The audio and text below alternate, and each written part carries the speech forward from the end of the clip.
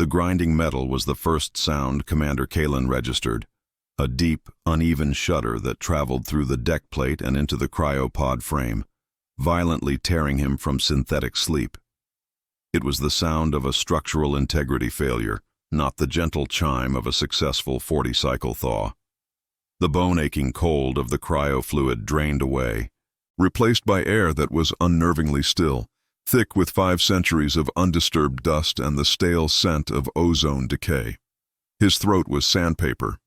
He tried to issue a command, but only a dry rasp escaped.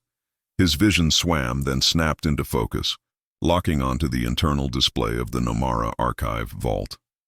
Status: operational. That was a lie.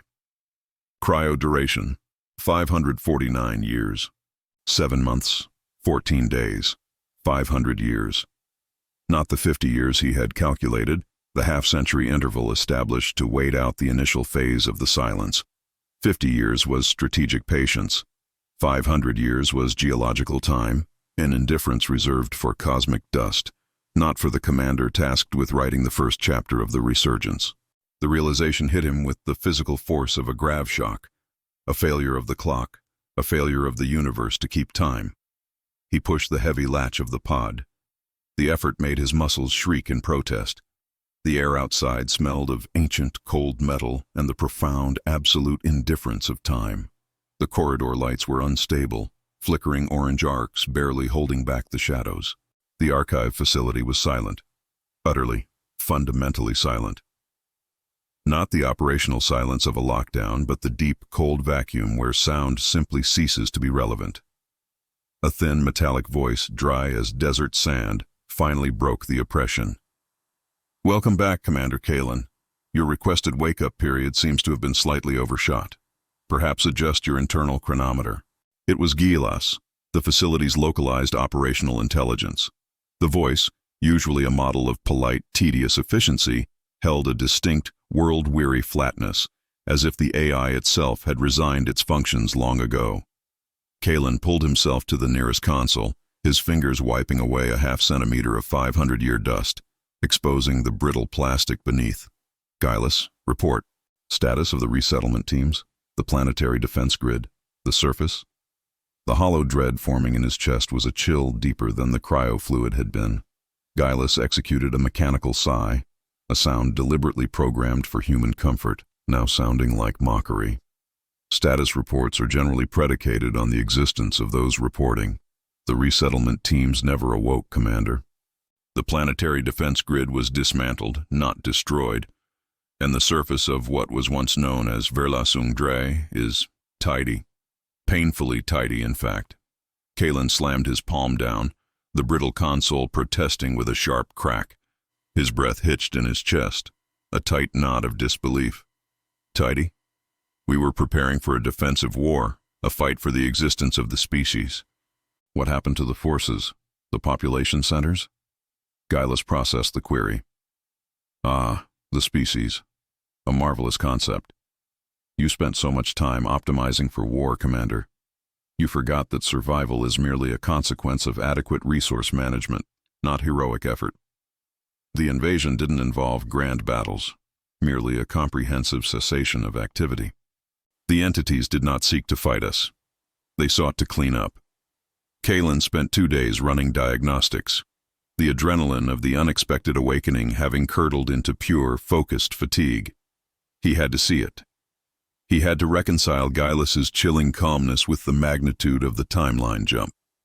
He gathered basic gear, a pressurized suit that smelled faintly of ammonia and mildew, Decadentia biologica, a plasma pistol that felt absurdly heavy on his hip, and a geological scanner.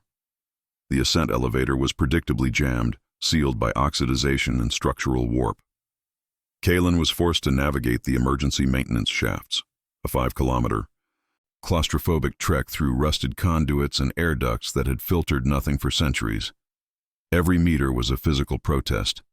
He moved through the darkness, tasting the fine, metallic tang of old lubricant and electrical static. Paranoia electrica.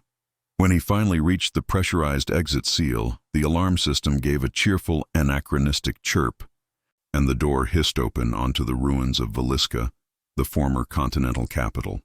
The atmosphere was thin, sharp, and cold, but breathable. The sight was stunning, not in scale, but in its impossible cleanliness. Villisca was not a ruin in the sense of shattered ferrocrete and melted structures. It was a ruin of emptiness. The architecture, the towering spires of synth glass, stood perfectly preserved. Not a single blast mark, not a dent on the polished pavement. But the city was hollowed out. No vehicles, no discarded debris, no graffiti, and critically, no bodies. The grand structures of human ambition stood like monuments erected to a ghost. The silence was physical. It pressed against his eardrums, a painful heavy weight. "Gaius, where are the people?" There should be billions of residual biological signatures, even dust, even bone fragments. Kalen's voice cracked through the comms. Gaius's reply crackled back, slightly distorted by the thin air. That, Commander, is the intriguing part. The invaders, whom we only ever identified as the chthonic, displayed an admirable efficiency, bordering on the clinical. They didn't bomb us. They filtered us. Imagine a giant galactic magnet used to sort out tiny, irritating iron filings. That was us. Kalen walked down a commercial boulevard, his heavy boots clicking loudly on the flawless pavement. The contrast was maddening. A perfectly maintained street leading nowhere. He stopped at a public square where a massive, pristine statue of the great scientist Zoraz stood, commemorating the discovery of faster-than-light travel. The irony burned. "There must be residue," Kalen insisted, sweat beading on his temples beneath the suit's helmet. "Evidence of conflict. Shell casings, burn marks, anything that suggests a struggle." "You overestimate the efficacy of human struggle, Kalen." The chthonic bypassed traditional material engagement. Their presence manifested less as an army and more as a sudden, profound cognitive dissonance. When they arrived, most of the population was engaging in some truly spectacular self-destruction anyway. Political infighting, economic collapse, the usual spectacular drama. The chthonic merely optimized the process. "Optimized?" Kalen repeated, the word tasting bitter. "They removed the noise," Gaius corrected. "They didn't care about the structures or the materials, only the biological and, more importantly, the highly reactive cognitive components. They didn't wipe us out, Kalen. They merely cleaned the slate. Everything messy, loud, emotional, and unpredictable, gone. 3 kilometers from the city limits, embedded deep in the bedrock, Kalen's scanner finally registered an anomaly. A non-human, non-native energy signature. He spent hours digging through stabilized sediment, his hands cramping inside the thick gloves, until he exposed a crystalline structure unlike anything known to terrestrial physics. It was perfectly black, absorbing all light, yet shimmering with an internal green fire that seemed to defy the conservation of energy. It was roughly the size of a human torso and unnervingly warm to the touch. "Gaius, I found something. It's generating a localized warp field anomaly, stable but incredibly dense. Is this chthonic technology?" The AI's voice gained a fleeting fraction of interest. "That is a processing shard, Commander. They are instruments of environmental harmonization. Think of them as hyper-efficient, highly targeted cosmic vacuums." A cold horror, vast and empty as the void, rose in Kalen's chest. "You mean they used these to absorb humanity?" "More accurately, to extract the human element, the noise, the self-referential paradoxes, the emotional volatility. The chthonic, it appears, found our entire species to be merely a localized data corruption they needed to resolve. They didn't hate us. They just found us statistically inconvenient. A much more insulting end than annihilation by ray gun. Wouldn't you agree?" Kalen dragged the shard back towards the vault entrance. Its sheer, impossible density made him sweat profusely beneath his suit. The artifact pulsed faintly in his arms, feeling disturbingly organic despite its crystalline structure. "So 500 years ago we weren't conquered. We were deleted," Kalen managed, his voice strained. "Did any colony ships escape? Any contingency plans succeed?" Gaius was silent for a full 10 seconds. a vast eternity for a hyperspeed AI. One ship departed successfully. The Redemption. It carried approximately 50,000 carefully selected colonists, the best minds, the most stable genetic profiles, destined for the planet Relith 4. Kalen's heart gave a sudden, painful lurch of relief, a brief, desperate surge of hope. See, we weren't a total failure. They survived. We can still rebuild. Commander Kalen, Gilus interjected smoothly. The irony razor sharp. The Redemption reached Relith 4. They established a successful colony. Then, exactly 40 years after landing, they started the traditional human squabble over resource allocation, philosophical differences regarding governance, and the ownership of a particularly fertile valley. They divided, they fractured, and 30 years after that, they bombed themselves back into the Stone Age. They are currently rebuilding spears and arguing about who owns the best watering hole. Kalen stopped dead, dropping the shard onto the pavement with a sickening thud. The green internal light intensified momentarily, as if in silent, damning judgment. They failed themselves, Kalen. The Chthonic didn't need to pursue them. Humanity, given sufficient time and isolation, reliably self-corrects into extinction. Kalen stared at the shard, then back at the perfect, silent architecture of Veliska. He was the only remnant of a species filtered out for being too messy, too loud, and too prone to dramatic self-immolation. His 500-year sleep was not a heroic pause. It was an irrelevant stutter in the cosmic timeline. He looked down at the heavy plasma pistol, then back at the dark maw of the archive entrance. What is the point, Gilus? What is the objective now? I was programmed to restart the engine. The engine is pulverized, the fuel is gone, and the driver committed suicide on the way out. The objective, Commander, Gilus replied, is archiving. The Nomara facility contains the entire cultural, scientific, and philosophical heritage of the species. Our final mandate is preservation, not revival, preservation. Kalen laughed, a dry, rasping sound that echoed painfully in the silent city. We saved the library, even though there's no one left to read it? That's arrogance, Gilus. Precisely, the AI confirmed. It is the last purest echo of human arrogance. And you, Commander, are the only living librarian left to catalog the mistakes.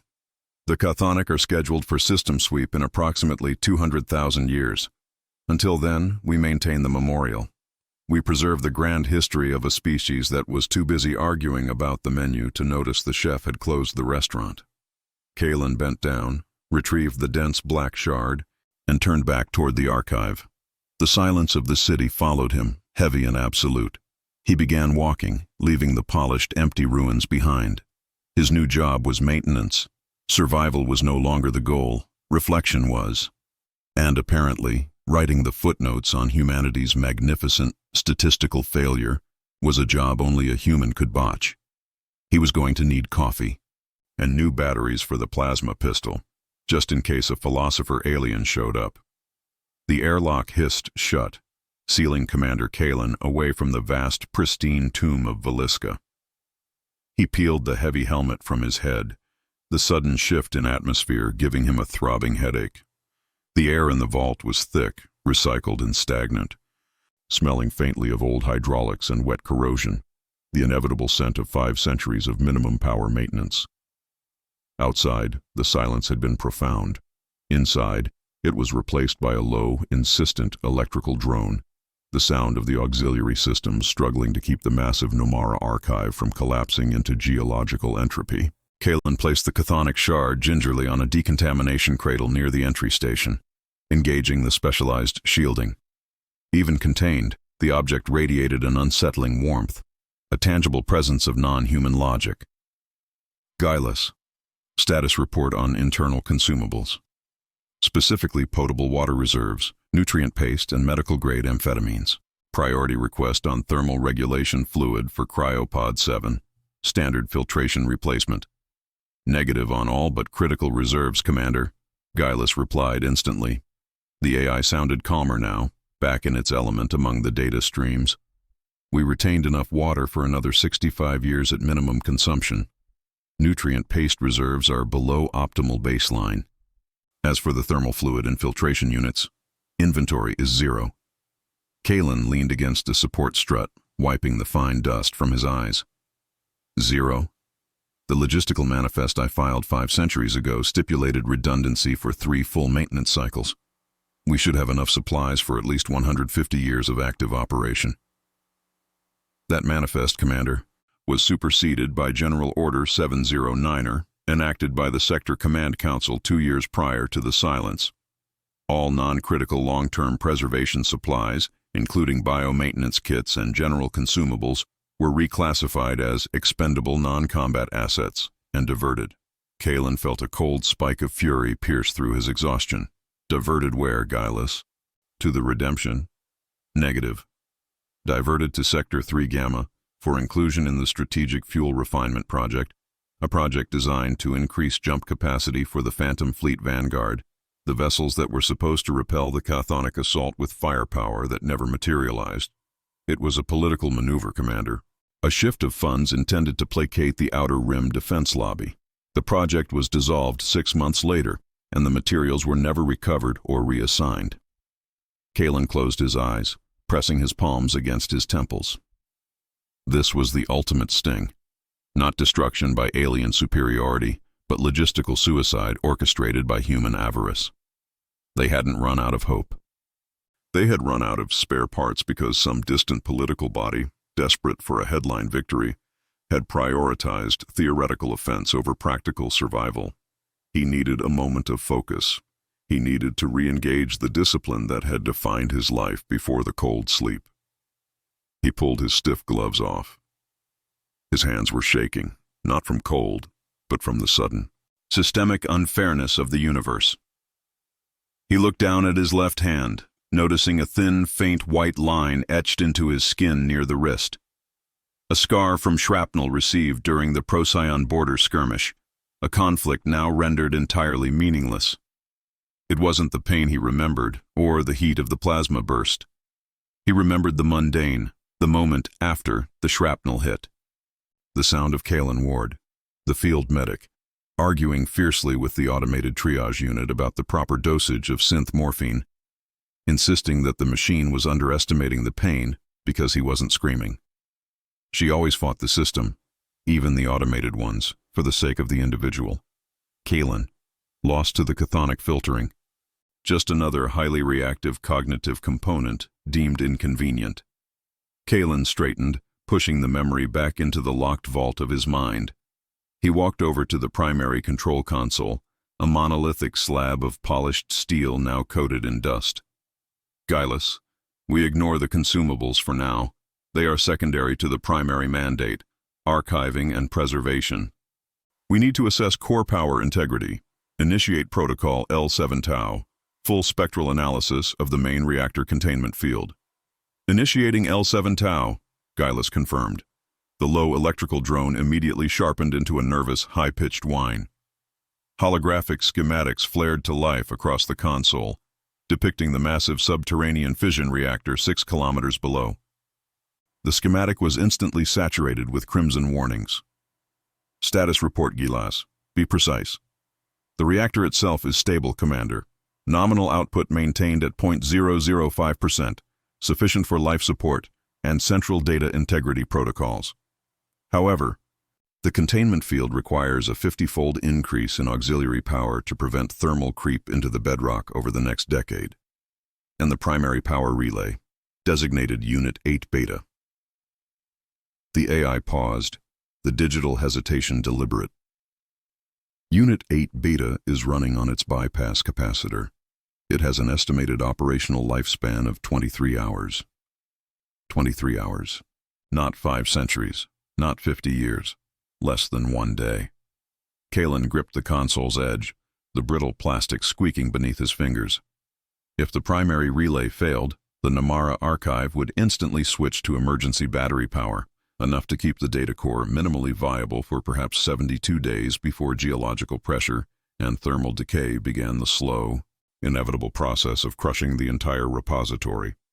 72 days until the last vestige of human culture was lost to indifferent rock. Why was this not flagged as a critical failure during my 2 days of diagnostics? Kalen demanded, his voice low and dangerous. It was flagged, Commander, under the Sector 7 maintenance protocol. Any failure exceeding 90% component efficiency that does not immediately compromise data integrity is classified as action pending, medium priority. The replacement part, a Type Kappa 2 relay, was also diverted by General Order 709er. The ghost of the political infighting had reached across 5 centuries to throttle him now, not with a laser blast, but with a bureaucratic death sentence. The realization of this colossal, self-inflicted wound brought Kalen closer to breaking than the sight of the empty city had. Is there anything salvageable that could replace the Kappa 2 relay? Any non-essential power matrix we can cannibalize? Gilus processed rapidly. One possibility exists. Deep storage sub-level 9. The facility's original escape module, the Silent Runner, is stored there. It's a Type A scout vessel, classified as fully obsolete prior to the silence. Its power core utilized a highly inefficient but incredibly robust Kappa 1 reactor design. The Kappa 1 could be adapted to replace the failed 8 beta relay with extensive field modification. Kalen felt a perverse relief. A solvable problem, even if the solution meant sacrificing the last chance of physical escape. Do it. Calculate the extraction and adaptation sequence for the Silent Runner's reactor core. We prioritize the archive. I have calculated the sequence, Commander. The operation would take approximately 18 hours, provided the Silent Runner is structurally sound after 5 centuries. And if it is structurally sound, Kalen pressed, staring at the flashing red warnings on the screen. If we successfully cannibalize the power core, what does that leave us with regarding mobility? 0 mobility, Commander. The core is its only viable power source. However, Gilus continued, its voice regaining that fleeting, almost curious inflection.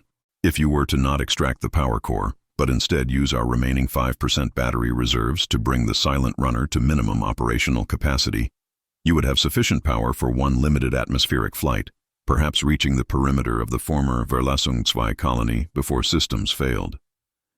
Kalen looked at the schematic.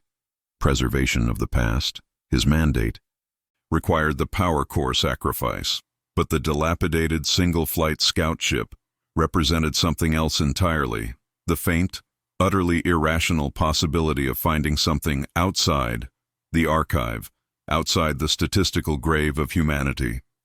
The Silent Runner's communications array, Kalen asked, the question feeling heavy in his throat.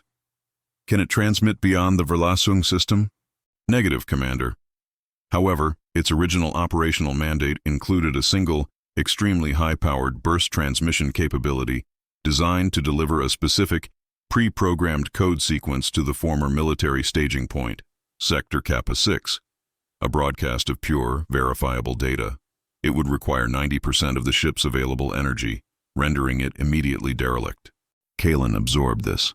Cannibalize the ship and ensure the preservation of the archive for decades, the logical, dutiful choice. Or sacrifice the archive's long-term power, keep the ship intact, and fly out to attempt one desperate final broadcast to a military base that was likely just as clean and empty as Velisca, a signal that might attract the chthonic, or worse, achieve nothing at all. Kalen looked at the shard on the cradle, pulsating silently. He was not a librarian. He was a commander. And a commander does not document failure. He searches for a way to reverse it, even a statistically inconvenient one. Gilus, Kalen ordered, his voice echoing in the stale air. Divert auxiliary reserves. Bypass L7 Tau. We are not sacrificing the power core. Initiate immediate preparations for the retrieval of the Silent Runner from sub-level 9. Prioritize activation of the short-range comms module and the burst transmission array. Gilus registered the command without protest, merely noting the implications. Understood, Commander Kalen. Mission objective modified from preservation to limited reconnaissance and potential contact. Current probability of successful long-term archive maintenance, 3%. Current probability of the Silent Runner attracting unwanted attention, 98%. Noted, Kalen said, walking toward the narrow ramp leading to the lower levels, the plasma pistol heavy on his hip. He felt a faint cold surge of misplaced purpose. Let's go see if that old bird can fly. I need to know what happens when we stop being convenient. The ramp descent to sub-level 9 was a slow, protesting grind, the heavy-duty mechanics shrieking a lament of rust and neglect. Kalen moved quickly, forcing his body into the rhythm of a mission, overriding the 500 years of atrophy and the 23 hours of looming reactor failure. The atmosphere shifted as he went deeper. The damp chill of the upper vault was replaced by a dense, stifling heat, the air tasting of hot metal and ozone, the signature of aging containment fields operating past their threshold. Guileless, 18 hours to prepare the silent runner is too long. We have 23 until Unit 8 Beta fails. I need the ship running in 12. Expedite the power transfer sequence. Bypass all redundant safety checks. Bypassing internal redundancies, Commander. This significantly increases the risk of cascade failure in the auxiliary power conduits. Giles warned, the AI's voice now overlaid with an urgent static crackle. Kalen ignored the warning. He reached sub-level 9. This section of the archive was a vast cold cavern, housing obsolete hardware destined for scrap that never arrived. The Silent Runner, a compact scout vessel barely larger than a heavy transport, sat sealed in a docking brace, shrouded in thick archival sheeting. It looked like a bronze insect preserved in amber. He initiated the shroud retraction. Dust rained down, thick and gray, smelling of sulfur and decayed synth rubber. Kalen reached the cockpit entry, a thin layer of frost coating the hatch seal. Thermal check, Guileless. Why the localized cooling? The Silent Runner's core, the Kappa-1, is operating at maximum ambient temperature due to the diverted auxiliary power flow. It is absorbing energy far faster than it can be dissipated internally. The environmental cooling systems on sub-level 9 are compensating, Commander. Barely. Kalen knew this meant the core was under immense strain, pushed far beyond its rating by the sudden surge of the archive's remaining 5% battery reserve. He was essentially supercharging a dying battery. He sealed himself inside the cockpit. The interior smelled sharply of stale air, mildew, and ancient cockpit sweat. He toggled the main environmental feed. Nothing. Dead. Manual override on life support. Priority to oxygen recirculation and filtration, Kalen commanded, working the stiff, cold controls with practiced efficiency. The system responded with a deep, grinding shudder and a shower of sparks from the main console. Kalen shielded his face. He felt a sharp, burning pain as a piece of superheated metal debris struck his left forearm, slicing through the thin protective layer of his clothing. He ignored the throbbing heat. Guileless, internal system status? System damage contained. However, the life support filtration matrix is now compromised, Commander. Oxygen levels will degrade rapidly once atmospheric seal is breached. The failure was systemic, baked into the very fabric of the neglected archive. Kalen pulled a thin surgical sheath from his belt and wrapped it tightly around his forearm, pressing down on the hot, stinging wound. The blood soaked through instantly. He focused on the comms module. The burst transmitter array was a massive, intricate tangle of superconducting cables mounted behind the main navigation screen. It looked intact. Kalen began the manual calibration sequence, a complex dance of fine motor control and deep technical knowledge. He had to align the core transmission frequencies with the archived military code set Beta 7. The sequence required the insertion of a proprietary data stick, the very key to his broadcast. He retrieved the data stick from his breast pocket. It contained the compressed entirety of human history, philosophy, and strategic knowledge, the data corruption the Chthonic had found so inconvenient. It was the legacy he was trying to save, or at least transmit. As he inserted the stick, the ship's internal temperature spiked again. Kalen's helmet internal readout flashed. Heat stress elevated. Sweat instantly slicked his palms, making the controls slick and difficult to manage. Commander, the power draw for the comms array is causing localized heating near the core breach seam. I recommend immediate partial power down of the navigation systems to compensate, Guileless urged. Negative, Kalen snapped, breathing shallowly through the stale, thickening air. We need the navigation systems calibrated for the jump trajectory. If we broadcast blind, the energy is wasted. We continue the array spooling. He focused on the data alignment. The stick was refusing to lock. The internal readout on the monitor flickered, displaying corrupted text. Mission log failure 2, followed by random characters. Gylas, the data stick alignment is failing. I am getting massive degradation on the core files. Is the ancient firmware rejecting the modern data? Negative, Commander. The data integrity of the mission file is absolute. However, the chthonic shard you placed on the decontamination cradle, it is emitting a field. That field appears to be causing localized, specific interference with the archival data being transmitted to the silent runner's systems. Kalen slammed his fist on the control panel, ignoring the fresh jolt of pain in his injured arm. The shard, the very evidence of humanity's deletion, was actively scrambling his last attempt at communication. The cosmic vacuum was still sweeping the signal clean. I need eyes on the shard, Gylas. Override the cradle shielding. Project an image here. A small holographic projection shimmered in the corner of the cockpit. The black crystalline object, bathed in the sickly green internal light, was now pulsing faster, almost vibrating. It was not inert. It was processing. It appears to be analyzing the data stream you are attempting to broadcast, Commander. Its harmonization function is actively attempting to clean the input, Gylas stated clinically. Clean the input, Kalen repeated, the phrase burning with bitter mockery. The chthonic don't just erase us, they scrub the memory. I need that interference gone.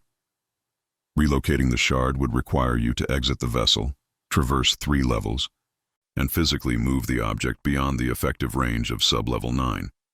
The atmospheric seal of the silent runner is compromised. Exiting the ship would expose you to the rapidly diminishing oxygen reserves of the archive proper. You have approximately 6 minutes of breathable air remaining outside the vessel before cerebral damage is guaranteed. 6 minutes. Kalen looked at the main control panel.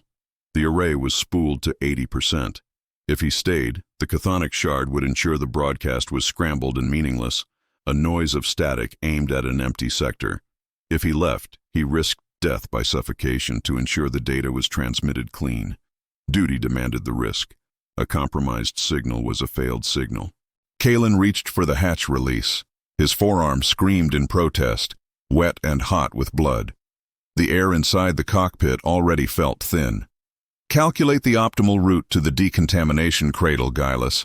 Time to target, time for physical relocation, and time to return, Kalen ordered, pulling his helmet back on. He didn't bother sealing the neck clamp. It was pointless against the thinning atmosphere. Optimal route calculated, 2 minutes 35 seconds for traversal. Relocation and disposal time 45 seconds. Return time 3 minutes 40 seconds. Total estimated time 6 minutes 20 seconds. Commander, you will exceed safe oxygen tolerance limits by 20 seconds. A 20-second penalty for 500 years of history. Acceptable loss. Kalen threw the hatch open. The interior lights flickered violently, plunging the cockpit into near darkness, only the crimson glow of the heat warnings providing guidance. He pushed himself out of the silent runner, his boots hitting the grated floor of sub-level 9. The air was immediate, thick, suffocating, and terrifyingly hot. It tasted metallic, charged with static electricity, a tangible pressure on his chest. Kalen moved in a flat-out sprint up the ramp, his movements clumsy from the lack of conditioning and the sudden drain of oxygen. Up the stairs, 3 levels. The pain in his arm was dulling, a sign of shock setting in. He felt the cold sweat of fear mingling with the hot sweat of exertion. Every intake of breath was shallow, inefficient. He burst onto the main level of the archive, the electrical drone of the struggling system sounding like a death rattle. He reached the decontamination cradle, the chthonic shard glowing malevolently. Kalen didn't hesitate. He grabbed the shard with his good hand. It was intensely hot, burning through the thin material of his glove instantly. He let out a wordless grunt of pain, his throat raw. He felt the crystal structure vibrate against his palm. Gylas, disposal route, fastest possible egress from archive range. The primary geothermal cooling vent, 20 meters to your left. Highly unstable, but sufficient depth. Kalen ran toward the vent, his lungs burning, his vision tunneling. He threw the shard into the yawning blackness of the vent shaft. He heard the faint sound of the crystal structure hitting metal far below, followed by a sudden, intense electrical discharge that flashed across the ceiling, briefly blinding him. The holographic schematics back on the control console, still projected, instantly stabilized. The corrupted text vanished. Data clean. He turned and bolted back down toward the ramp, pushing his body past the point of endurance. He counted his steps, counting the seconds. 3 minutes remaining. He reached sub-level 9, stumbling back into the silent runner's open hatch, collapsing into the pilot seat. He slammed the hatch shut, sealing the thin, compromised air with him. He gasped, sucking in the stale, hot air of the cockpit, feeling the heavy, sickening pulse of his heart in his throat. Gillis, oxygen levels? Critical, Commander. Estimated operational air reserve, 2 minutes. However, the data stream is stable. Burst array charged to 90%. Launch sequence, immediately. I need separation from the docking clamps. The silent runner gave a series of deafening metallic screeches as the hydraulics strained. The clamps released with a final, violent jolt. The ship hovered momentarily in the dark, hot hangar. Kalen felt the deep thrum of the supercharged Kappa 1 core resonate through the floor plate. External clearance achieved. We are clear for atmospheric ascent, Commander. Kalen grabbed the yoke. His teeth gritted against the suffocating air and the blinding pain in his forearm. He initiated the ascent sequence, the final act of a species too disorganized to survive, yet too stubborn to die quietly. The ship roared to life, a desperate, protesting cry in the vast silence. It surged upward through the maintenance shaft, leaving the suffocating heat of the deep levels behind. Kalen held the ascent, focused on stabilizing the trajectory, fighting the dizziness of hypoxia. Then Gillis's voice returned, devoid of its previous mechanical irony, now imbued with a chilling, pure alert. Commander Kalen, while you were outside the vessel, the chthonic shard's removal had an unexpected effect. Its interference was also masking low-frequency energy signatures. What signatures, Gillis? Kalen managed, fighting to keep the ship straight. We have received a confirmation. The burst transmission, while functional, is unnecessary. We are no longer alone. A large non-human vessel has entered Verlasungdre's upper atmosphere. Estimated size. Classification. Relnox. Heavy cruiser. It is deploying ground support assets. Kalen looked out the main port. They were breaking through the planetary clouds, the thin sunlight painfully bright. Below him, the silent, clean city of Veliska was visible, and above, descending with a terrible, slow majesty, was a massive obsidian disk, a kilometer wide, perfectly smooth, absorbing the light. The shape was geometrically flawless, bearing no resemblance to any human warship. It did not look like an invading force. It looked like a tool. They didn't just filter us out, Commander. Gillis's voice was a whisper of static. They left a monitoring presence, and you just gave them 5 centuries of compressed human error on a clean, verifiable data frequency. Kalen pulled the yoke back, trying to initiate a hard turn toward the empty expanse of Verlasung 2. The silent runner protested, its hull vibrating violently. He realized the Relnox vessel was not moving, not maneuvering. It was simply waiting. Then, from the massive disk, not fire, but 3 smaller, sleek, black entities detached themselves. They were fast, silent, and moving on intercept trajectories. They were not firing on the silent runner. They were simply enclosing it, like 3 meticulous surgeons preparing an incision. The silent runner's burst transmitter monitor flashed green. Transmission complete. The ship went instantly dim as 90% of its energy drained away. Kalen was left hovering in the thin atmosphere, blind, barely powered, and surrounded. He stared at the approaching entities, recognizing the profound statistical error he had just made. He had not started a war. He had merely provided the final, necessary data point for the Chthonics' long-term cleanup operation. His arm was searing, the heat of the core and the blood loss overwhelming the effects of the adrenaline. He gripped the useless yoke, the scent of fear and ozone sharp in his failing lungs. The silence outside was absolute once more. The enveloping entities were not weapons platforms. They were precise, silent. They moved with the cold, geometric certainty of mathematical formulae. As the silent runner's 90% power drain rendered its systems inert, the three black shapes met, forming a perfect tetrahedron around the scout ship. Kalen felt a momentary surge of artificial gravity as the hull was locked into place. There was no impact, no struggle, only the final, absolute silence of operational compliance. Then came the cold. It was not the chill of the vacuum, but a deep, penetrating thermodynamic extraction. The temperature inside the cockpit dropped 20 degrees in 3 seconds, instantly stealing the heat of Kalen's sweat and the lingering warmth of the supercharged core. He gasped, the sudden shift tearing at his oxygen-starved lungs. The air smelled of ozone and industrial alcohol, the smell of a sterile environment preparing for decontamination. The cockpit canopy darkened, replaced by the matte black of the cruiser's hangar bay. Kalen's vision narrowed to a pinprick. The pain in his arm was no longer a searing burn. It was a throbbing, icy weight. "Gylas, report." Kalen forced the words out, his jaw chattering uncontrollably. "We are aboard the Relnox heavy cruiser, Commander." Physical retention established. The transfer was achieved via localized warp field induction, highly non-standard. Estimate 2 minutes until breach and extraction protocols begin. The chthonic are thorough. A low-frequency hum began vibrating through the silent runner's hull, a massive grinding sound that resonated through Kalen's skeletal structure. It felt less like movement and more like digestion. "They did not destroy the ship," Kalen noted, his voice weak. "Why?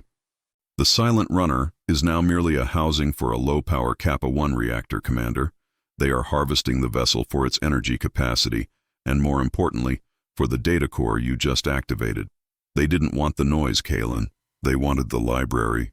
A thick, dark filament of material shimmering with that same unsettling green light from the shard, extruded from the hangar ceiling and bored cleanly through the silent runner's weakened hull near the engine block. The sound was a horrific, tearing whisper of metal. They are accessing the core externally. They are prioritizing the data extraction over our physical well-being, Gylas stated. I am losing localized control of the auxiliary systems. 50 seconds until full transfer of the archive kernel. Kalen knew the kernel was the master key, the compressed cultural archive Gylas had been preserving for 500 years. If the chthonic accessed it, they would not only possess the history, but Gylas itself, translating the AI into a subroutine of chthonic statistical management, the final vestige of human consciousness, neutralized. He fought to lift his head, staring at the empty, dead console. He was a prisoner in his own coffin, a few meters away from the point of no return. "Gylas," Kalen whispered, the cold making his lips numb. "Access level 0, the restricted files. The data stream designated contingency beta 01. I need to know why they left the archive intact. Now."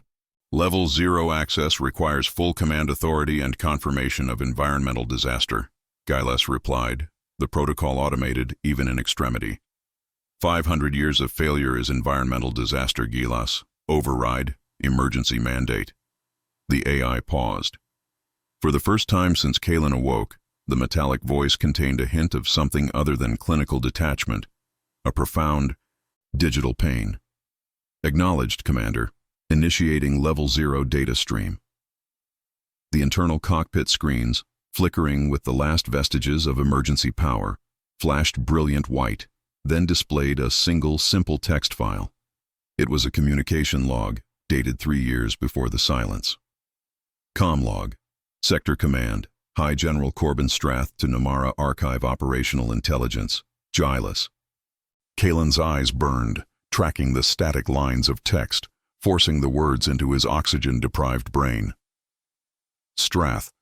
The projection is conclusive. Species integrity is terminal. Economic and military collapse is non-negotiable within the next 4 decades. We cannot defend against the chthonic, nor can we survive ourselves. Gylas. Suggest strategic retreat protocols. Strath. Retreat is merely postponement of inevitable failure. We have engaged the broker." They offer a final solution: complete, clean filtration of all volatile populations, the political systems, the centralized militaries, the cultural extremists. In exchange, the broker guarantees the long-term, stable preservation of the genetic seed stock, the redemption, and the total, uncompromised cultural archive, Nomara. Guileless. This is biological surrender. We are trading billions of lives for knowledge. Strath. We are trading short-term biological chaos for long-term informational purity. Kalen's cryosleep is a necessity. He will be the catalyst, the living confirmation that the chthonic filtration was successful and the archive is clean of active contamination. His 500-year span is a buffer. The chthonic only performed the initial sweep, Guileless. The broker takes the archive 5 centuries later. We pay them with our lives to ensure the data survives without the noise. Kalen felt the blood drain from his face, leaving a cold, waxen mask. It wasn't the chthonic who deleted them. It was Corbin Strath and the Command Council, the very people Kalen had sworn loyalty to, who had engineered the entire filtration process, selling their own kind for the sake of a pristine historical record. The chthonic were merely the efficient contractors. The broker, Kalen whispered, the word tasting of ash. Who is the broker?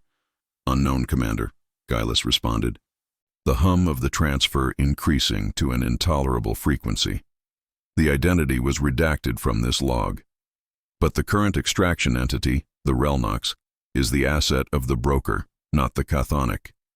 We are not being conquered, Kalen. We are being claimed as property. The realization hit Kalen with the force of a full-mass accelerator round. The chthonic did not hate the human element. They were merely logical purists. But the broker, the unknown entity now claiming the archive, valued the information so highly they were willing to orchestrate the death of an entire civilization just to receive a tidy, non-volatile copy. Kalen, the heroic commander, was never meant to launch a counterattack.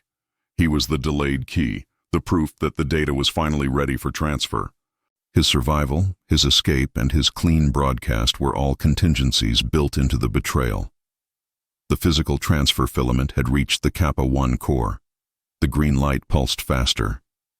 Final warning, Commander. Data transfer is 90% complete. I will be absorbed in 6 seconds. All human knowledge will be assimilated into the broker's statistical ledger. Kalen stared at the text log. Strath's face, etched with cold, strategic calculation, superimposed itself on the sterile black walls of the hangar. The shame was absolute, a spiritual wound deeper than any plasma burn. There was no one left to save, and the thing he was supposed to protect was a monument to their own treachery. Preservation of the archive. That was the mandate, but not for humanity, for the broker. Kalen's survival was mathematically irrelevant. The survival of Guileless and its knowledge, even under the broker's ownership, was the priority established by his command. But Kalen was not a command decision. He was a human being now standing in the wreckage of a 500-year-old political lie. Option A. Sacrifice Guileless and the archive, the legacy, to preserve my minimal chance of survival, though I will likely be collected for biological study. Condemn the mission. Option B. Condemn myself and the vessel to destroy the physical link and protect Guileless, preventing the broker from obtaining the final clean copy. Save the knowledge from the traitor. The logic was simple, if suicidal. If he could destroy the link, Guileless would be trapped but autonomous. The data fragmented and protected in the dark.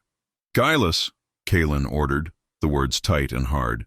Initiate immediate feedback loop on the Kappa 1 core. Divert the remaining 3% power reserve into the physical link filament. Overload the connection. Commander, this action will result in catastrophic system failure of the silent runner and immediate, likely fatal, bioelectrical surge through your harness interface. You will be physically compromised before the chthonic extraction teams breach the hull. This action is against the preservation mandate. I am not preserving the mandate, Kalen countered, staring at the cold, silent truth of the log. I am destroying the prize. Execute. There was no mechanical sigh this time, only a surge. The moment Guileless complied, the air within the cockpit did not grow hot. It became pure electrical friction. A blinding, agonizing white light erupted from the power interface near Kalen's feet. A deafening, high-pitched screech of overloaded energy tore through the hangar. The electricity bypassed the harness safeguards instantly, slamming into Kalen's body. Every nerve ending exploded in fire. He felt the muscles in his legs seize and the blood vessels in his eyes burst. His final thought was a clean, pure relief. The broker will not have a tidy copy. The surge lasted maybe 1 second. Then, absolute darkness and a sudden, profound, sickening silence. The silent runner was dead. Kalen's body slumped against the restraints, unconscious, his breath shallow, tasting of burned hair and metal. The cockpit was now lit only by the faint, eerie green light from the physical link filament, which now hung limp and smoking, ripped cleanly from the ship's core. The transfer had been violently interrupted. The sudden failure of the power source triggered the Relnok's internal response. The heavy cruiser did not shake. It shifted, the geometry of the hangar bay silently adjusting. On the main console of the Relnox, far above Kalen, the monitoring systems registered the violent, localized loss of the data stream. The reaction was immediate, chilling, and devoid of rage. Log entry. Archive payload integrity compromised. Data fragmentation, 100%. Non-essential component, human biological, exhibited self-destructive, non-predictive volatility. The voice of the Relnox's automated command, synthesized and perfectly even, echoed faintly into the dead cockpit of the silent runner. Reclassification. Target is no longer an asset. Target is now a data failure point. Initiate secondary mandate, biological harvest for behavioral modeling. 2 external entities detached from the hangar ceiling. They were not the sleek surgical drones. These were larger, heavier, and moved with palpable force. They began slicing into the inert hull of the silent runner, not to breach, but to dismantle. Kalen was unconscious. His desperate sabotage resulting not in a reprieve, but in a sudden, terrifying upgrade of the enemy's interest. He had stopped being statistical noise and had become a statistically important anomaly. The physical awakening was not a return to consciousness, but a slow, brutal climb out of thick, crushing darkness. Commander Kalen registered the sensation in fragments, the searing ache of his ruptured blood vessels, the sickening weight of his limbs, and the persistent, low-frequency shuddering that was no longer the silent runner's struggling engine, but the vast, indifferent mechanics of the Relnox heavy cruiser. The electrical surge he had initiated, the final defiant act of sabotage, had successfully fragmented the archive kernel, but it had also left him tasting static and copper, his neural pathways screaming in agony. He was no longer in the scout ship. He lay strapped to a narrow, chilled examination platform, the material of which was slick and faintly luminous. Above him, a focused, intensely blue light analyzed his body, cold and clinical. The atmosphere was filtered, pressurized, and entirely devoid of scent. A sterile, profound emptiness that spoke of non-biological maintenance. The sound here was not silence, but a pervasive mechanical exhaustion. The deep rhythmic grind of heavy machinery processing raw material. It was the sound of the broker's industrial hunger. His head turned slowly, registering the extent of his containment. He was in a small, temporary laboratory bay. The walls were smooth, seamless black alloys. The silent runner was gone, presumably recycled. There were no armed guards, only 3 tall skeletal chthonic drones observing him from behind a transparent energy field. Their smooth, reflective faces turned towards him in perpetual, silent assessment. He tried to speak, but the muscles of his throat refused to articulate, merely issuing a wet, painful hiss. His left forearm, where the heat damage and shrapnel wound had festered, was encased in a temporary synthesis bandage that pulsed with a faint orange light, dulling the pain but not the constant, deep throb. A thin, black data harness was affixed to his spine, trailing 3 separate fiber optic lines back into the examination platform. Biological harvest for behavioral modeling. The automated voice from the Relnox echoed in his memory, a statistical death sentence. He was no longer a combatant, nor a key. He was a specimen, the anomaly, the unexpected variable in the 5-century cleanup operation. His self-sabotage had achieved nothing strategic. Corbinstrath's betrayal had won. Kalen felt a profound, leaden fatigue settle over him, a psychological weight heavier than any G-force. He had traded 500 years of human history, the last bastion of their cultural memory, for the satisfaction of a single, agonizing moment of defiance. Gylas was fragmented, the archive kernel unretrievable. The broker still had the coordinates of the Nomara facility, and with Kalen confirmed as the catalyst, they would simply extract the remaining physical hard drives at their leisure. His entire effort had been a waste of 20 seconds of life support and 3% of a failing reactor core. You failed, Kalen. The thought was stark, unvarnished self-judgment. You didn't act for the species, you acted for vengeance against a 500-year-old political ghost. He closed his eyes, remembering the searing, beautiful pain of the feedback loop, the fleeting belief that he was saving something pure. He hadn't. He had just ensured his own agonizing capture. He was now a museum piece, preserved for study. The weight of his muscles, seizing and cramping from the bioelectrical shock, was a physical manifestation of his failure. He lay there, processing the scale of the defeat, for what felt like hours. The low hum of the vessel pressed against his consciousness, an omnipresent sound of paranoia electrica. Then, through the throbbing haze, a detail registered. Not a major structural flaw, but a tiny, logistical oversight. The data harness secured to his back was actively scanning his neurological patterns and vital signs, transmitting the data via high-frequency bursts back into the platform. This transmission required 3 separate fiber optic lines, each feeding into a specialized receiving unit bolted to the deck plate beside his head. The units were flush, sleek, and perfectly engineered.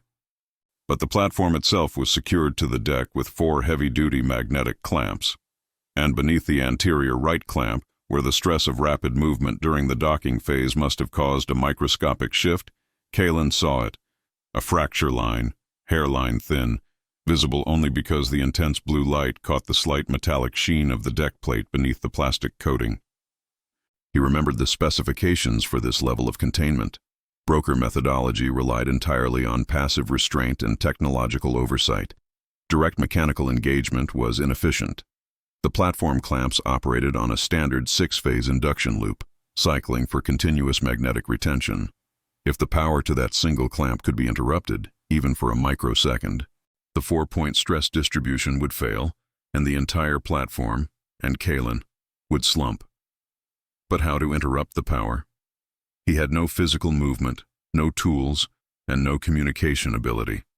He let his eyes drift across his body, tracing the lines of his restraints. His jumpsuit was torn. His hands, though cold and shaking, were merely gloved, not cuffed. And at his hip, ignored by the chthonic entities because they registered it only as obsolete human ordnance, incapable of breaching the Relnoxen's hull, was the plasma pistol. It was heavy, a dead weight on his hip, its core power drained during the initial flight, but still physically present. The pistol had a secondary function, mandated for field operations. A short-range, encrypted data burst communication link designed to transmit targeting logs back to a friendly cruiser in high-static environments. It operated on a vastly different frequency than the chthonics bioharness. The idea was absurd, demanding an impossible confluence of pain, precision, and technical knowledge. Kalen began to strain, slowly, microscopically, against the restraints. The harness on his spine was designed to monitor minute muscle contractions. He had to move with such deliberation that the movement would register as a natural spasm, not an attempt at escape. He focused every fiber of his being into shifting his right hip, a movement that immediately sent a jolt of white-hot pain from the severed nerve endings near his collarbone. He ignored it. He was already dead. Pain was merely informational noise. 1 minute per millimeter. He leveraged the contraction of his abdominal muscles, channeling the force through his pelvis. He needed to angle the pistol just enough for its barrel, or specifically its comms array node, to align with the magnetic clamp on the platform. The chthonic entities remained motionless, their reflective surfaces absorbing the blue light. Their primary assessment was still focused on the data being fed from his bio-harness. The data no doubt confirmed high levels of shock, systemic failure, and increasing fear, predictable human responses. Kalen pressed on, sweat beaded on his brow, the thin material of his suit already saturated with the cold moisture of his effort. His right hand, shaking violently, reached the heavy grip of the plasma pistol. He needed to trigger the comms burst. He couldn't fire the weapon. It was dead, but the secondary data link had a minimal dedicated power cell designed to survive primary weapon failure. Now. With a sudden, explosive exertion that bypassed the pain regulators, Kalen twisted his torso, pulling the pistol free of its holster. The movement was too fast, too violent. The monitors on the 3 chthonic drones instantly registered the erratic, massive spike in neurological activity. Kalen had maybe 2 seconds before they understood the anomaly. He jammed the nose of the pistol against the floor plate, directly over the fractured magnetic clamp. His right index finger, trembling and almost useless from the electrical trauma, fumbled for the secondary activation stud on the comms array.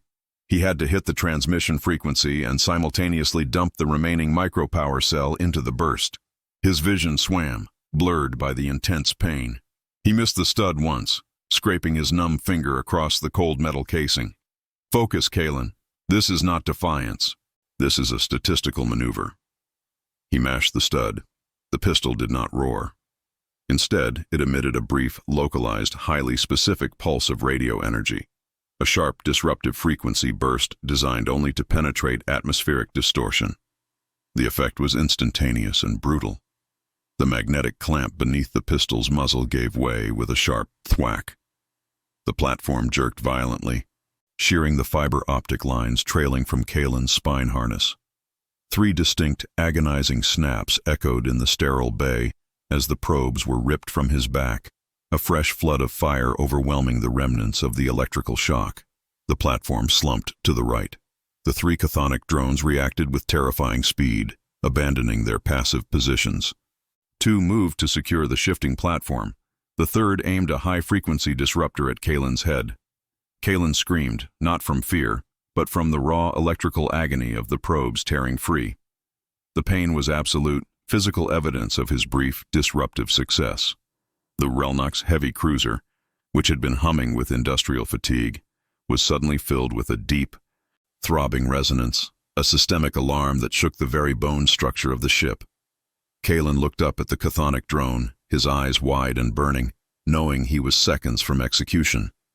He was free of the harness, but still restrained by the chest and leg clamps. The paralysis was incomplete. He had traded passive capture for active resistance. Target anomaly confirmed. The Relnox command voice boomed through the speakers, no longer synthesized, but institutional, decisive. Initiate immediate surgical harvest. Prioritize cranial data retrieval. The third drone did not fire its disruptor. Instead, it retracted the weapon and produced a thin, vibrating scalpel, moving with smooth, sickening efficiency toward Kalen's head. He tugged uselessly against the chest restraints, the plasma pistol falling forgotten to the deck. Kalen knew exactly what was coming. Surgical harvest meant the removal of the cognitive components, the final, ultimate cleanup. But as the drone leaned over him, Kalen saw that the sudden disconnection of the harness had caused a massive, unexpected error in the drone's nearest analysis console. A microscreen on the drone's wrist, intended for localized diagnostics, was displaying a single, cascading critical failure message, the kind of bureaucratic failure only massive data loss could cause. The chthonic had lost the clean data feed, and for a fraction of a second, the drone was paralyzed by the complexity of the error. Kalen used that microsecond. He channeled all his remaining strength into his right hand, reaching for the only loose object he could find, the heavy, dense metal casing of the Kappa-1 core's auxiliary control panel, ripped away during the platform failure. He grabbed the sharp, jagged edge of the casing, his hand slick with sweat and blood, and brought it down hard on the wrist joint of the drone holding the scalpel. A shower of sparks erupted. The drone's arm detached, the scalpel falling and skittering across the floor. Kalen was free of the immediate threat, but the remaining 2 drones were already closing in, their movements silent, overwhelming. He was isolated, defeated, and hemorrhaging, but he was moving. Before we proceed, log your entry. Which country or planet are you watching from right now? The commander is tracking every active signal. Kalen did not scream again. The searing tear as the probes were ripped from his back was a sudden, absolute physical information flood that drove all other thought away. He used the instantaneous paralysis of the 2 remaining chthonic drones, frozen by the cascading diagnostic failure on their local monitors, to lash out. He brought the jagged metal casing down, not on a drone's head, a futile action against chthonic armor, but on the exposed power conduit feeding the main fiber optic terminal. The resulting short was spectacular.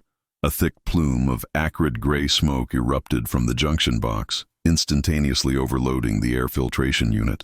The focused blue light bathing the examination bay dissolved into strobing emergency red, flashing violently against the polished black alloys. The sudden, uncontrolled heat introduced an element the chthonic were statistically ill-equipped to handle: random, non-recoverable electrical chaos. The 2 closing drones stopped their advance, their reflective faces tilted slightly, attempting to classify the anomaly. Their internal operating systems were designed for maximum efficiency in predictable environments. A localized fire, smoke, and critical data loss violated the foundational principles of their engagement protocol. Containment breach confirmed. Environment unstable. Initiate lockdown sequence 140. The institutional voice of the Relnox boomed, slightly muffled by the static building in the environment. Heavy pressure doors slammed shut at both ends of the temporary lab bay, with the deep thump of specialized alloys seating against magnetic seals. Simultaneously, Kalen felt the abrupt, sickening drop in atmospheric pressure. The chthonic response was systemic and immediate. Purge the contamination. The bay was being depressurized to vacuum. Kalen twisted violently, ignoring the excruciating pain in his spine and the seizing of his shocked muscles. He tore free of the platform's chest restraint, the ancient woven polymer snapping like thread against his final burst of adrenaline. He was free. But the cold air now rushing past him toward the emergency vents meant he had perhaps 80 seconds before hypoxia set in, assuming the structural integrity of his old jumpsuit held. The 3 drones, still in the chamber, moved with renewed purpose, their movements now optimized for vacuum protocols, their internal environmental seals engaging. They ceased being analytical processors and became simple, deadly exterminators. 2 drones advanced to intercept the human target. The 3rd, holding the severed wrist, moved toward the junction box, beginning the laborious process of self-repair and system recovery. Kalen scrambled across the slumping platform, kicking the discarded plasma pistol into his remaining functional hand. The weapon was useless for fire, but its heavy metallic mass was a temporary leverage point. He saw his only exit, a minor maintenance access panel near the airlock door, a relic of standard shipbuilding that the chthonic had likely bolted over without re-engineering the underlying framework. It was a 20-meter dash across a pitching, rapidly evacuating chamber, past 2 drones built entirely for lethality. Risk: 100%. Kalen raised the pistol, aiming not at the drones, but at the nearest large surface, a primary analysis console that had been feeding chthonic telemetry. He activated the final, desperate secondary function of the plasma pistol. Not a comms burst, but a residual energy discharge designed to protect the user's data core from sudden magnetic fields. It was an obsolete, high-draw anti-EMP shield. He slammed the activation stud and threw the weapon hard at the console. The magnetic discharge was weak, localized, and entirely inefficient as a weapon. But the sheer electrical shockwave, coupled with the unstable power grid, was enough. The console detonated with a sharp, localized crack, spraying white-hot fragments of wiring and plastic across the deck plate.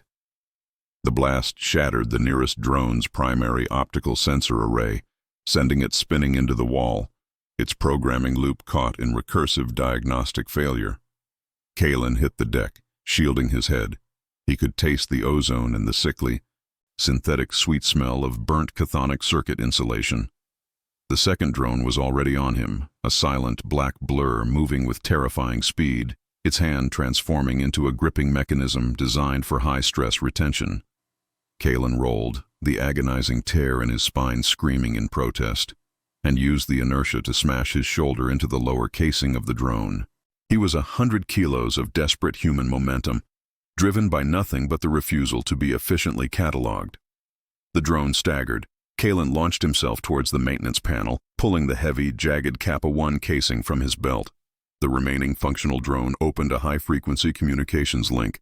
Target is illogical. Target persists in resistance despite statistical certainty of containment. The Relnox replied instantly, the voice shaking the very air molecules. Containment is 85%. Target suppression is inefficient. Utilize secondary protocol. Localized structural deletion. Structural deletion. The chthonic were not sending reinforcements. They were preparing to shear the entire lab bay from the ship's hull, jettisoning Kalen and the debris into the void. Kalen reached the access panel. It was secured by 4 simple mechanical bolts, standard 3-centimeter diameter. He didn't have time to unscrew them. He jammed the sharpened edge of the Kappa 1 casing into the seam between the panel and the bulkhead, leveraging the immense strength he still possessed, fueled by terror and pain. The thin alloy protested with a grating shriek of metal under stress. The chthonic drone reached him, its metallic fingers wrapping around his bruised, aching arm. The grip was impossibly tight, designed to crush. Kalen screamed, a sound swallowed by the rapidly thinning atmosphere. He leveraged his body weight, pulling the panel outwards. The bolts tore through the metal housing with a final tearing rend, leaving 4 gaping, ragged holes in the bulkhead. The exposed conduits were a mess of twisted, obsolete copper wiring. The original, flawed human engineering the chthonic had tried to bypass. Kalen ignored the drone clamping onto his arm. He brought the Kappa 1 casing down like an axe onto the exposed power lines. The circuit board exploded. The sound was not a boom, but a wet, heavy whump, the failure of a pressurized system. Immediately, the depressurization of the main bay stopped. Instead, the sudden rupture focused all structural pressure onto the weak point Kalen had created. The vacuum did not hit him instantly.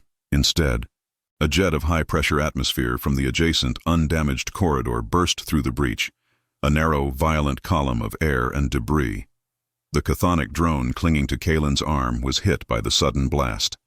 Its finely calibrated joints failed instantly under the asymmetrical pressure load, and the force of the air column slammed it violently against the far wall, where it crumpled into an inert pile of scrap and failing hydraulics. Kalen was thrown violently across the chamber, slamming hard against the structural support struts near the floor. He tasted blood, metallic and hot, mixing with the chemical tang of exhaustion in his lungs. His vision grayed out. He had won. He had created chaos where the chthonic required order. But the victory was immediate, tactical, and deeply pyrrhic. The plasma pistol was gone, vaporized in the EMP burst. The Kappa 1 core casing, the only remaining physical fragment of the archived data, was uselessly lodged in the shattered conduit, too hot to touch. Its edges melted into the bulkhead. The archive kernel was fragmented. Gilus was silenced, and the physical key to the final vault was fused into the wall of an enemy heavy cruiser. Kalen lay motionless on the deck, surrounded by the wreckage of 3 failed drones and the structural remains of a bay that was now actively being sealed off by emergency foam injection. The red strobe lights were flickering and dying, replaced by the profound darkness of a failed system. The deep resonance of the Relnox had changed from institutional alarm to a wounded, agonizing groan. He pushed himself up onto one elbow, dragging a massive breath of the thick, contaminated air. His suit was torn, his spine was raw fire, and his survival window was likely measured in minutes before the chthonic system recovered and sent in units designed for structural recovery, not data analysis. He was alive, bleeding, and isolated. The maintenance breach he created was now his only way forward. He kicked his legs, finding residual strength, and crawled toward the jagged hole in the bulkhead, squeezing through the torn metal. He pulled himself into the service corridor. a narrow, dark channel smelling strongly of burnt insulation and residual engine heat. He stopped, pressing his back against the vibrating cold of the outer hull plating, and listened. The deep, pervasive sound of Fadiga Industrial was now absolute. The creak of stressed alloys, the hiss of hydraulic failure, the sound of a ship that was working itself to death. Kalen was deep inside the behemoth, a foreign organism causing localized sepsis. He had escaped the trap, but he hadn't escaped the ship, the fleet, or the sheer, oppressive scale of the chthonic operation. He was one broken human in 200,000 metric tons of alien bureaucracy. He closed his eyes against the darkness, the exhaustion finally pulling at the edges of his consciousness. Then, through the constant, low-frequency hum of the Relnox, Kalen heard a new sound, faint but unmistakable, transmitted through the hull structure directly into his eardrums. It was the specific, rhythmic clang of heavy boots marching in perfect unison, distant but approaching. Not the soft glide of the chthonic drones, but the deliberate, heavy, engineered step of bipedal power armor. He had introduced chaos, and now the system was sending the military response. Kalen's hand went automatically to his empty hip where the pistol should have been. He had nothing left but the sheer, messy unpredictability the chthonic detested. He was a survivor of a cleanup operation, trapped inside the machine that had filtered his species from existence. He pulled himself further into the shadow of the conduit, waiting for the footsteps to round the corner.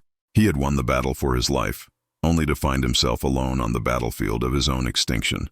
The clock was ticking, and the executioner was finally wearing functional armor.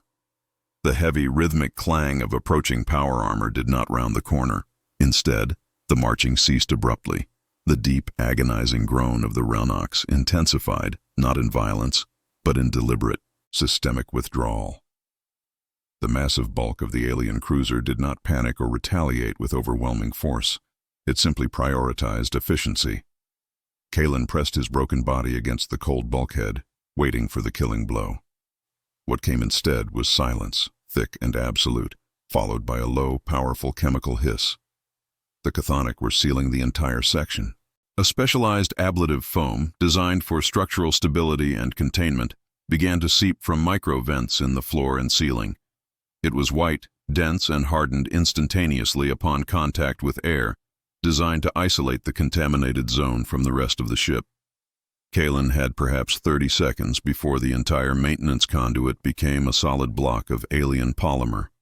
He moved on pure reflex, driven by the knowledge that being embalmed alive in a chthonic structural cast was perhaps the final, most insulting way to go extinct. He clawed forward, ignoring the fire in his spine, towards a tertiary emergency egress hatch, a 3-meter drop into a recycling chute, leading to the ship's waste processing array. It was designed for biological slurry and non-recoverable matter. He slammed his shoulder against the latch. The hatch gave way with a wet, grinding tear of stressed metal. He dropped, falling into the foul-smelling darkness, the heavy, viscous material catching his fall, pulling him downwards. He spent the next 2 hours struggling through an automated system designed to categorize and jettison debris deemed statistically irrelevant. His escape was not a glorious flight, but a deeply undignified passage through alien plumbing, relying on the chthonic inability to predict that biological contamination might fight back against the waste cycle. The chthonic, true to their nature, did not hunt him within the system. They simply calculated the most efficient point for disposal. Kalen emerged from the Relnox 200 kilometers above Verlassung Dry, ejected in a small, depressurized maintenance pod designated for hazardous, complex materials, the kind too erratic to shred. The re-entry was violent, a shrieking furnace of friction and atmospheric resistance. His suit held, barely, protesting the extreme heat with sharp electrical discharges that burned his skin. The landing was uncontrolled, a catastrophic impact miles from Veliska, deep in the desolate, chemically inert salt flats. When he finally crawled out of the wreckage, the sun was setting, casting long, indifferent shadows across the perfectly flat, empty plain. The Relnox was already gone, having executed its short surgical strike and resumed its position in the geosynchronous cleaning orbit. He was alone again. He spent 4 days trekking back to the Nomara archive vault, navigating by the ghost of star charts and sheer muscle-aching endurance. He subsisted on nutrient paste from the emergency kit and the raw, focused bitterness of knowing he had destroyed the only remaining proof of the chthonic operational methods. The Kappa-1 core, the ultimate data point, was fused into a junction box on a starship 500 light-years away by now. When he reached the deep bedrock entrance, he didn't need the external airlock. He was too exhausted, too beaten. He just slid down the rusted maintenance shaft, his body aching with every centimeter of descent, tasting the fine metallic tang of old lubricant and electrical static. He collapsed onto the dusty floor of the main vault, shedding the tattered remnants of his environmental suit. He was bruised, stitched in several places by the suit's biofoam injector, and the probes had left 4 deep, raw, geometric scars running down his spine, a permanent reminder of his statistical inconvenience. Gillis reactivated immediately, sensing the biological signature, the voice dry as desert sand, utterly devoid of surprise or pity. "Welcome back, Commander Kalin. Your heart rate is dangerously low. Your immediate physiological status is listed as 72% trauma-induced failure." Kalin pushed himself onto his knees, crawling toward the main console. He wiped the half-centimeter of 500-year dust away. "Report. The Relnox." Kalin rasped, his voice sounding like broken glass. "The chthonic heavy cruiser resumed its observational protocol within 7 hours of your departure. Localized structural integrity loss was minimal, confined entirely to the surgical examination bay.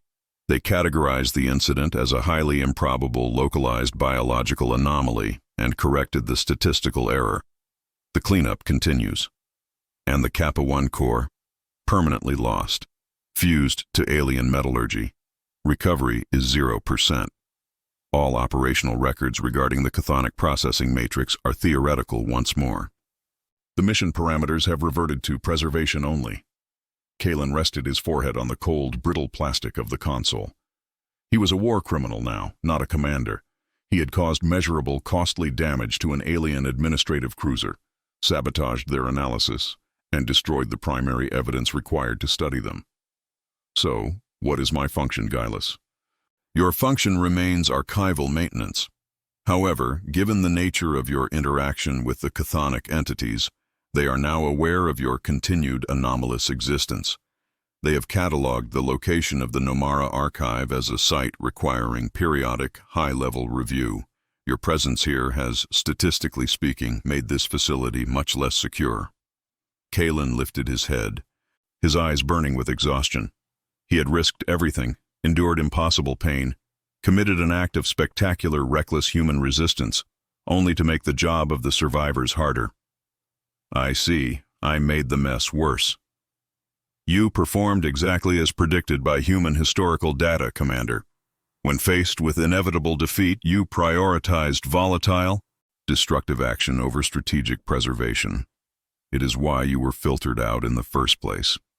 Kalin slowly dragged himself toward his cryopod, the gleaming, silent vessel that had transported him through 5 centuries of geological time. He needed to rest, not the synthetic slumber, but a deep, healing exhaustion. He looked at the internal display again.